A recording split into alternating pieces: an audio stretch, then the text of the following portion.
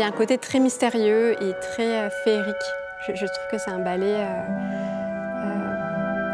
féerique, le Lac des Cygnes. Donc le prince, à un moment donné, se retrouve seul avec lui-même et il rencontre une jeune femme qui d'un seul coup se transforme en cygne et qui redevient femme. Enfin, il ne comprend pas trop. Et il tombe complètement sous le charme de cette créature. On va dire que c'est une créature pleine de douceur, Elle respire l'amour. Le jour, elle se transforme en cygne et elle obéit à aucune règle de la loi humaine. Et le soir, elle retrouve son corps de femme, son désir, sa vie de femme, mais tout en sachant que dès que le soleil va se lever, elle redeviendra oiseau. Là, je travaille les rôles de tête et Odile, le cygne blanc, le cygne noir. Et quand je travaille le cygne blanc, en tout cas, c'est de l'ordre de l'intouchable. Enfin, il y a un côté mystique. C'est une femme oiseau elle est réelle et en même temps, c'est irréel cette histoire. C'est complètement dingue.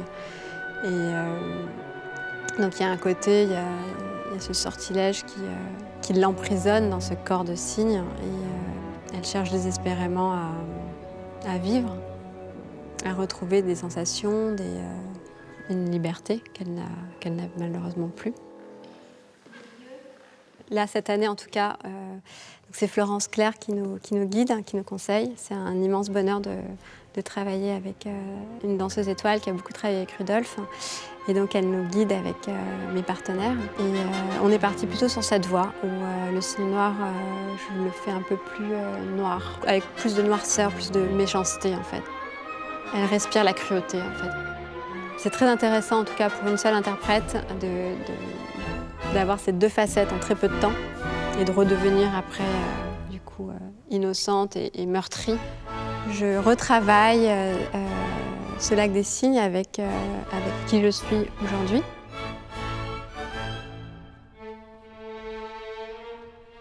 Il y a une évolution qui s'est faite aussi dans ma vie et c'est vrai que ma recherche est différente en tout cas.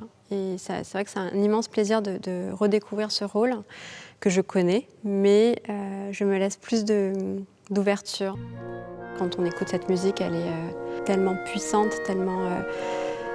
c'est un chef-d'œuvre avec beaucoup de profondeur, de tristesse, de rêverie aussi. Donc après, j'ai découvert ce ballet avec cette architecture, surtout dans le 4e acte, qui est assez incroyable.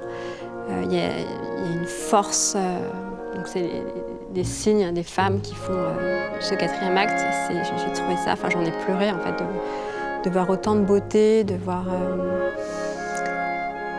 de la délicatesse et en même temps une force, je sais pas, quelque chose qui est transcendant.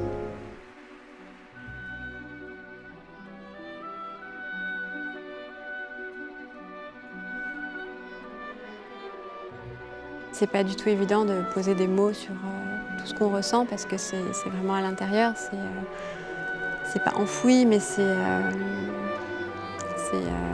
toute une vie aussi, toute la vie que j'ai eue jusqu'à aujourd'hui. Et c'est vrai que de sortir, de s'exprimer avec notre corps, c'est beaucoup plus facile. On se fond dans les personnages. Donc on vit à 100% cette histoire que dans la vraie vie, on ne pourrait pas vivre ce genre de choses. Jamais je me ferais transformer en femme oiseau.